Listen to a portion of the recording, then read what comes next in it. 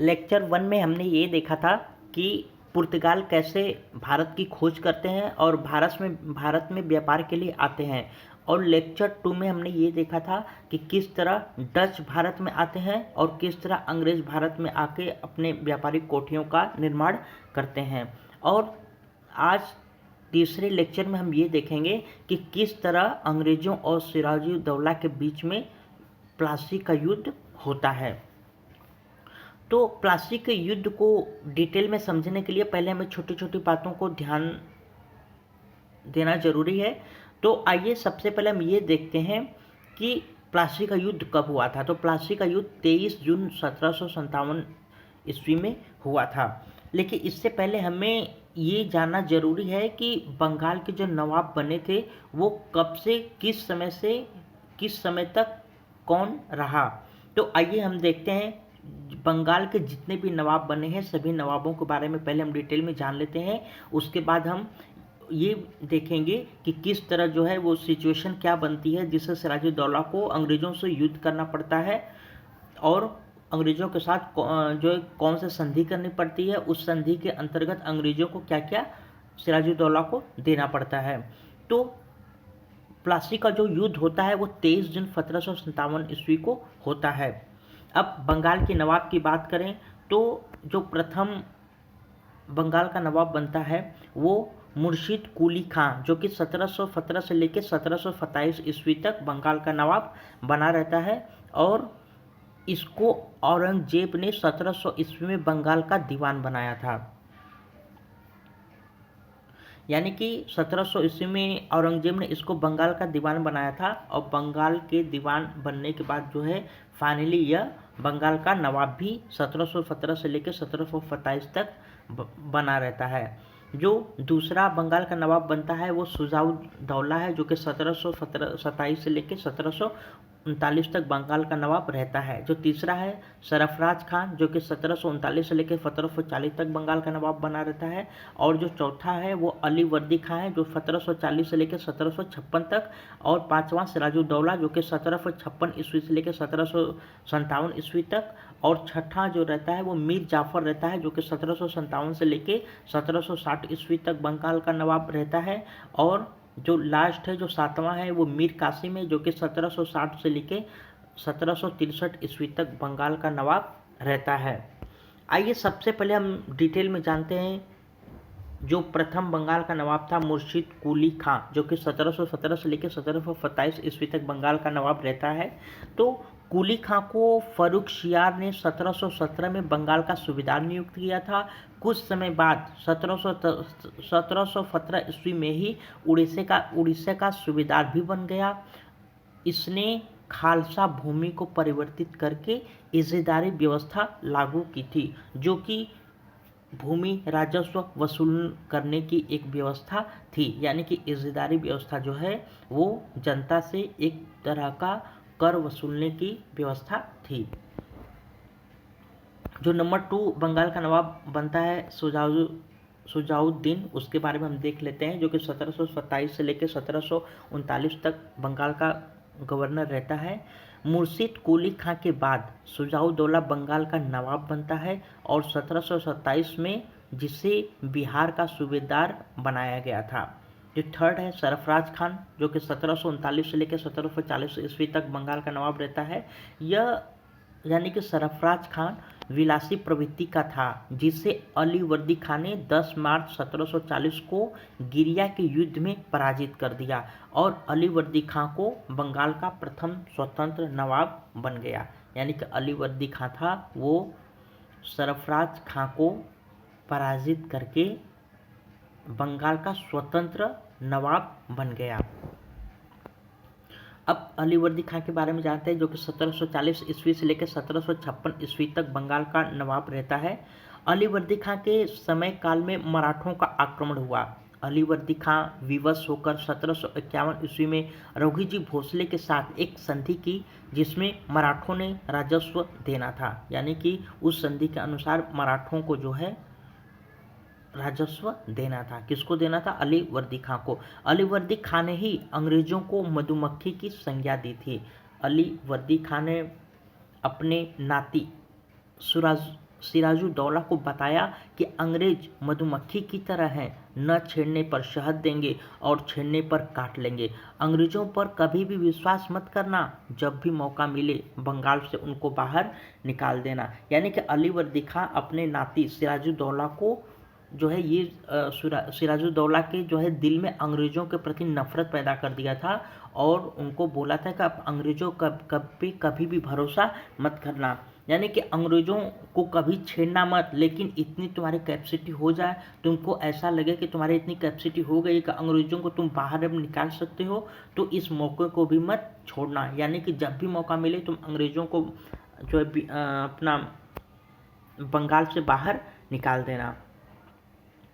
अब सिराजुद्दौला के बारे में पढ़ते हैं, जो कि 1756 से लेकर 1757 ईस्वी तक बंगाल का नवाब था। अली वर्दी खां के बाद बंगाल का नवाब सिराजुद्दौला बना, जो 23 वर्ष की आयु में ही गद्दी पर बैठा था। सिराजुद्दौला खुद को बंगाल का नवाब घोषित करना चाह रहा था, लेकिन चचेरा भाई शौकत जग तथा सिराजुद्दौला की मौसी घसीटी बेगम इसका विरोध कर रहे थे, क्योंकि शौकत जग खुद बंगाल का नवाब बनना चाहता था। सिराजुद्दौला ने अक्टूबर 1756 ईस्वी में हुए मनिहारी के युद्ध में शौकत जग को हराकर इसकी हत्या कर दी थी और घसीटी बेगम को महल में लाने में कामयाब हुआ, क्योंकि घसीटी बेगम जो थी ये अंग्रेज़ों की सहायता कर रही थी। इसके लिए सिराजुद्दौला ने घसीटी बेगम को अपने महल के अंदर ला दिया, ताकि यह अंग्रेज़ों की सहायता न कर सके और न ही अंग्रेज़ों से किसी भी प्रकार का सहायता लेके मेरे खिलाफ कोई आक्रमण कर सके। 1757 में सिराजुद्दौला के अंग्रेज से युद्ध के कारण, यानी कि 1757 ईस्वी में सिराजुद्दौला का अंग्रेजों के साथ जो युद्ध हुआ था, यानी कि जो प्लासी का युद्ध हुआ था, उसका कारण क्या था वो देख लेते हैं। जो प्रथम कारण था प्लासी के युद्ध का, वो था अली वर्दी खां ने इसको अंग्रेज़ों से सचेत किया था। पहली चीज़ कि अली वर्दी खां ने सिराजुद्दौला के दिल में अंग्रेज़ों के प्रति नफरत पैदा कर दिया था, और प्लस अंग्रेज़ों के खिलाफ जो है अंग्रेज से जो है सचेत रहने के बारे में भी अली वर्दी खां ने सिराजुद्दौला को बताया था। जो दूसरा कारण है प्लासी के युद्ध का, वो है सिराजुद्दौला ने राज बल्लभ तथा कृष्ण बल्लभ पर घसीटी बेगम के राजस्व से पैसा चुराने तथा न्याय से भागने का इल्ज़ाम लगाया, जिससे दोनों अंग्रेज के पास भाग गए और अंग्रेजों ने इन दोनों को सिराजुद्दौला को सौंपने से मना कर दिया, जिससे सिराजुद्दौला गुस्सा हो गया था। जो तीसरा कारण वो है कि फर्रुखसियर ने 1717 ईस्वी में अंग्रेजों को दस्तक दिए। दस्तक एक तरह का फ्री पास होता है, जो कि व्यापार करने पे किसी भी तरह का टैक्स नहीं देना होता है।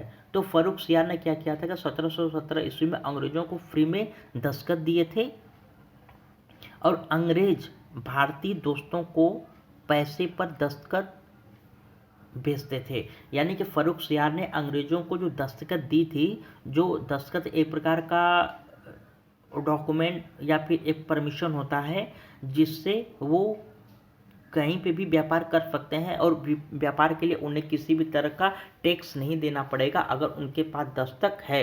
तो फर्रुखसियर जो है अंग्रेज़ों को फ्री में देता था, लेकिन वहीं दस्तक अंग्रेज जो है भारतीयों को पैसे देकर जो है व्यापार उनको करवाते थे और बदले में उनसे पैसे लेते थे। जो पांचवा कारण है प्लासी के युद्ध का, वो ये है कि फ्रांसीसी तथा अंग्रेजों ने बंगाल में किलेबंदी करने लगे, यानी कि दुर्ग का निर्माण करने लगे, जिसे देखकर सिराजुद्दौला ने मना किया। फ्रांसीसी तो मान गए, लेकिन अंग्रेज नहीं माने, जिससे अंग्रेजों पर आक्रमण करने के अलावा दूसरा कुछ चारा सिराजुद्दौला के पास नहीं था। अतः 23 जून 1757 को अंग्रेजों तथा सिराजुद्दौला के बीच प्लासी का युद्ध हुआ, और इससे पहले 6 जून 1756 को सिराजुद्दौला ने कासिम बाजार पर विजय प्राप्त की। यानी कि प्लासी का युद्ध होने से पहले जो है 6 जून 1756 को सिराजुद्दौला ने कासिम बाजार पर विजय प्राप्त की थी, और 17 जून 1756 को कलकत्ता पे विजय प्राप्त कर इसका नाम बदलकर अलीनगर रख दिया था। यानी कि सिराजुद्दौला ने कलकत्ता पर विजय प्राप्त करके उस कलकत्ता का नाम बदल कर अलीनगर रख दिया था नाम। इसीलिए अलीनगर शहर के स्थापना का जो श्रेय जाता है वो सिराजुद्दौला को जाता है। अतः अलीनगर शहर का संस्थापक सिराजुद्दौला था। 20 जून 1756 को इसने फोर्ट विलियम यानी कि जो अंग्रेजी व्यापारिक कोठी था उस पर कब्जा कर लिया। किसने? सिराजुद्दौला ने। इस समय जो बंगाल का गवर्नर था वो ड्रेक था। ड्रेक तथा इसका सेनापति मिंचन कुछ अंग्रेजों के साथ भागकर फुल्टा द्वीप में शरण लिया था, लेकिन 20 जून 1756 के इस घटना में हॉलवेल जो कि एक अंग्रेज राइटर था, लेखक था, नहीं भाग पाया, जिसे सिराजुद्दौला ने 10 बाई 10 फीट के कमरे में 146 अंग्रेजों के साथ बंद कर दिया। यानी कि एक छोटे से कमरे में जो है, जो कि सिर्फ 10 बाई 10 फीट का कमरा था, उस कमरे में 146 जो अंग्रेज भाग नहीं पाए थे, बहुत सारे तो भाग गए थे, लेकिन जो अंग्रेज भाग नहीं पाए थे क्योंकि अंग्रेजों से ये बहुत चलता था, तो सभी 146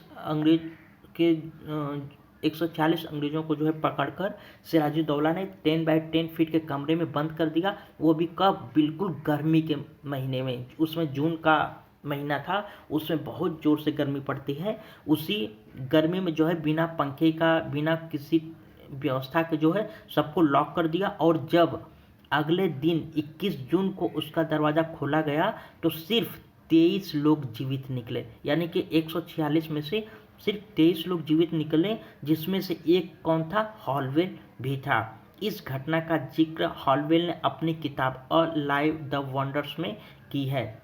हॉलवेल यानी कि एक किताब लिखा है हॉलवेल ने, अ लाइव द वंडर्स, इसमें जो है इस घटना का जिक्र किया है। और इसी घटना को हॉलवेल ने ब्लैक होल ट्रेजेडी तथा इतिहासकारों ने इसी घटना को काल कोठरी के नाम से भी जानते हैं। यानी कि हॉलवेल ने जो है इस घटना को अपने किताब में ब्लैक होल और ट्रेजेडी के नाम से जो है इस घटना की व्याख्या की है, जो कि अन्य जो इतिहासकार हैं इसी घटना को काल कोठरी कांड के नाम से जानते हैं। मुर्शीद कुली खां ने बंगाल की राजधानी ढाका की जगह पर मुर्शिदाबाद बनाया था। यानी कि जो मुर्शीद कुली खां था, इसने जो है बंगाल की जो राजधानी है ढाका, उसकी जगह पर इसने मुर्शिदाबाद को अपनी राजधानी बनाया था। सिराजुद्दौला कलकत्ता को छोड़कर मुर्शिदाबाद चला जाता है काल कोठरी कांड को अंजाम देने के बाद। यानी कि काल कोठरी का अंजाम देने के बाद जो है यह कलकत्ता को छोड़कर मुर्शिदाबाद चला जाता है। कौन? सिराजुद्दौला। सिराजुद्दौला कलकत्ता के अमीन चंद्र, यानी कि जो कलकत्ता तो छोड़ के ये कहाँ चला जाता है? मुर्शिदाबाद चला जाता है। लेकिन सिराजुद्दौला जो है कलकत्ता के अमीन चंद्र को सौंप देता है। यानी कलकत्ता को किसको सौंपता है? अमीन चंद्र को, कि आप देखो मैं मुर्शिदाबाद जा रहा हूँ। अंग्रेजों ने रॉबर्ट क्लाइव कौन था? ये थल सेना अध्यक्ष था। तथा वाटसन कौन था? ये जल सेना अध्यक्ष था। तो अंग्रेजों ने रॉबर्ट क्लाइव तथा वाटसन को सिराजुद्दौला को पराजित करने के लिए बंगाल भेजा। यानी कि वो कहाँ पे थे? वो अपने अपने क्षेत्र यानी कि जो है मद्रास में थे। वो कौन? रॉबर्ट क्लाइव और वाटसन। लेकिन सिराजुद्दौला को पराजित करने के लिए मद्रास से जो है इन दोनों को बंगाल भेजा गया। और 2 फरवरी 1757 को दोनों ने मिलकर कलकत्ता पर फिर कब्जा कर लिया। दोनों मतलब रॉबर्ट क्लाइव और वाटसन ने जो है कलकत्ता पर वापस कब्जा कर लिया, जिस पे सिराजुद्दौला ने कब्जा किया हुआ था और उसको अमीन चंद्र को सौंपा था। लेकिन अमीन चंद्र से जो है रॉबर्ट क्लाइव तथा वाटसन ने वापस कलकत्ता पर कब्जा करके वापस कलकत्ता को अपने क्षेत्र में ले लिया। 9 फरवरी 1757 को रॉबर्ट क्लाइव ने 1757 में सिराजुद्दौला को एक संधि करने हेतु विवश कर दिया। इस संधि को अलीनगर संधि के नाम से जानते हैं। यानी कि 1757 ईस्वी में जो है रॉबर्ट क्लाइव ने 1757 में सिराजुद्दौला को एक संधि करने के लिए विवश कर दिया। और उस संधि के अंतर क्या क्या बातें थी, और उस संधि को अलीनगर के भी नाम से जानते हैं, क्योंकि सिराजुद्दौला ने कलकत्ता शहर को जो है अपने अधीन करके उसको नया नाम अलीनगर दे दिया था, इसीलिए इस संधि को अलीनगर के नाम से भी जानते हैं। आइए देखते हैं अलीनगर की जो संधि हुई थी उसमें क्या क्या बातें हुई थी। पहली जो बात हुआ था संधि का, जो पहला फैक्ट वो ये है कि मुगलों ने जितनी रियायत अंग्रेजों को दी है उतनी ही बंगाल के नवाब भी देंगे। यानी कि अंग्रेजों को बिजनेस करने के लिए, व्यापार करने के लिए जितनी रियायत मतलब कंसेशन, छूट अंग्रेजों को दी गई है मुगलों के द्वारा, उतनी ही रियायत बंगाल के नवाब भी देंगे। जो दूसरी बात हुई थी ये हुई थी कि दस्तक, जो कि एक पास होता है व्यापार करने के लिए एक जगह से दूसरी जगह तक के लिए। तो दस्तक जैसा था वैसा ही चलेगा, लेकिन कलकत्ता के साथ बिहार तथा उड़ीसा में भी लागू होगा। यानी कि इससे पहले जो है फ्री दस्तक इनको मिला था सिर्फ कलकत्ता में व्यापार करने के लिए, लेकिन इस संधि के अंतर्गत अब इनको बिहार तथा उड़ीसा में भी ये व्यापार कर सकते थे बिना किसी तरह का टैक्स दिए हुए। न तो बंगाल के नवाब को टैक्स देना था और न ही भारत के मुगल बादशाह को टैक्स देना था। इन्होंने फ्री में जो है व्यापार करने के दस्तखत इस संधि के अंतर्गत बंगाल के नवाब से लिए। जो तीसरा पॉइंट हुआ है कि अंग्रेजों से बंगाल, बिहार तथा उड़ीसा में चुंगी कर नहीं लिए जाएंगे। यानी कि चुंगी तरह एक तरह का टोल टैक्स होता है। जैसे अगर कोई जैसे टोल टैक्स हम लोग देते हैं जब हम लोग बॉर्डर पे जाते हैं, अगर महाराष्ट्र से अगर एमपी जा रहे हैं या फिर यूपी से एमपी जा रहे हैं, तो जैसे ही जो जगह जगह पे जो हाईवे जो रोड रहता है उसकी मरम्मत करने के लिए जो है एक टैक्स लगाया जाता है जिसको टोल टैक्स कहते हैं। तो ये अंग्रेज जो है अपना जो भी सामान ढोकर लेके जाएंगे, जो भी व्यापारिक सामान रहेंगे, तो उसके लिए किसी भी तरह का टैक्स न देने की बात हुई थी। सिराजुद्दौला हर्जाने के रूप में 3 लाख रुपए भी देगा। यानी कि सिराजुद्दौला अंग्रेजों को हर्जाने के रूप में 3 लाख रुपए भी देगा। जो नेक्स्ट संधि का जो शर्त है वो है कि अंग्रेज पश्चिम बंगाल में टकसाल का निर्माण करेंगे। टकसाल वो होता है जहाँ पे सिक्के की ढलाई की जाती है, सिक्के बनाए जाते हैं। तो अंग्रेजों ने क्या था, पश्चिम बंगाल में टकसाल निर्माण करने के भी परमिशन लिया। और जो लास्ट पॉइंट वो है कि अंग्रेज किलेबंदी या किले का भी निर्माण कर सकेंगे। किला वो होता है जो कि काफ़ी ऊंचाई पे बनाया जाता है ताकि कोई भी उस किले को अपने अधीन न कर सके। वो इतनी ऊंचाई पे रहता है कि नीचे से कोई अगर आक्रमण करना चाहे तो ऊपर से जो है किले पे स्थित लोग उसको आसानी से मार सके। ये सेफ्टी के लिए बनाया जाता है। तो ये सब पॉइंट्स थे जो कि सिराजुद्दौला और अंग्रेजों के बीच जो संधि हुई थी।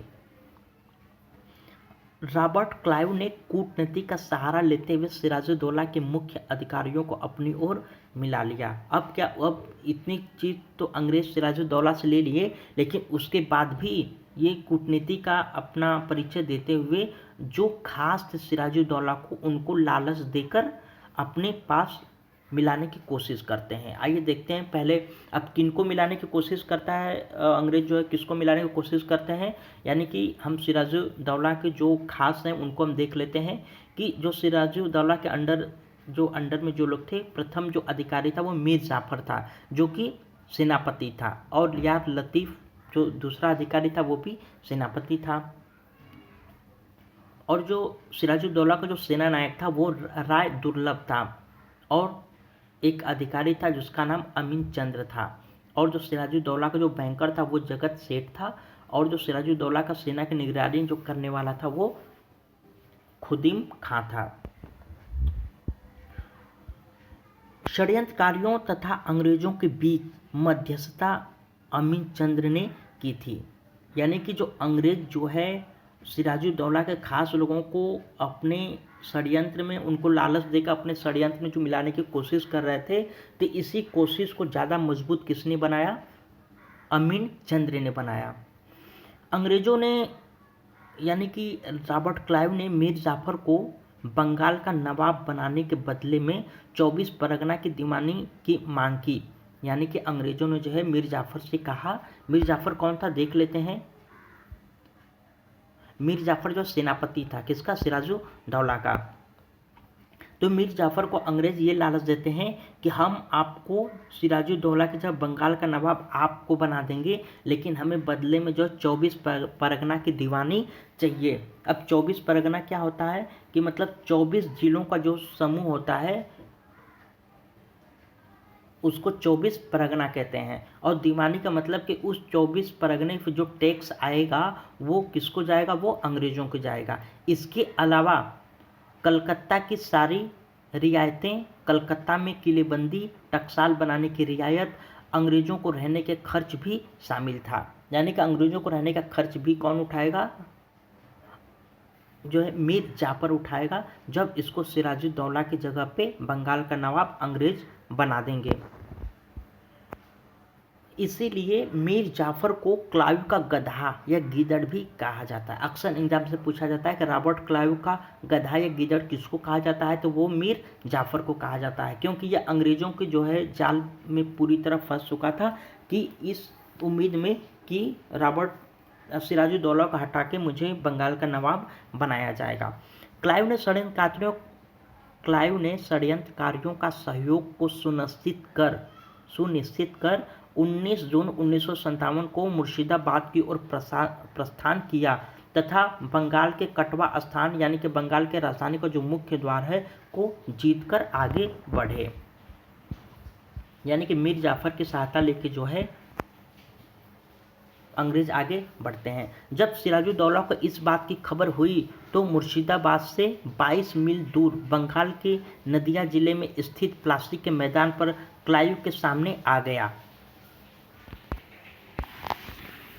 सिराजुद्दौला तो अमीन चंद्र को कलकत्ता सौंप कर जो है वो तो मुर्शिदाबाद चला गया था, लेकिन जैसे ही ये पता चलता है कि अंग्रेज़ जो है मुर्शिदाबाद आ रहे हैं मुझसे लड़ाई करने के लिए, अब इसको ये नहीं पता है कि कोई इसके जो सेनापति है वो अंग्रेज़ों का साथ दे रहे हैं, अभी इसको ये पता नहीं है।